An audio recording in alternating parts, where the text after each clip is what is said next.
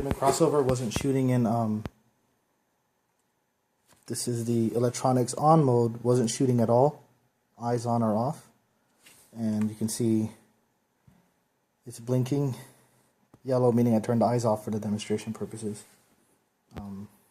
Yeah.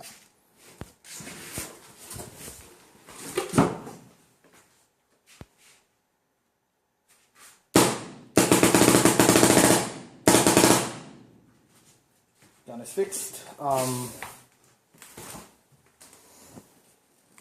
Not totally fixed. The electronics on-off button was smashed in by the owner via his nail. It works. Up to him if he decides to go pick up that part. I'll price it out or whatever. But right now it works perfectly fine. Gun was also very dirty on the inside out.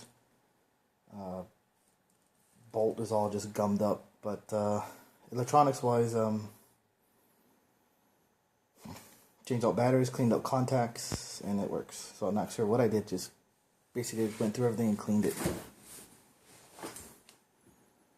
I really think it was just dirty.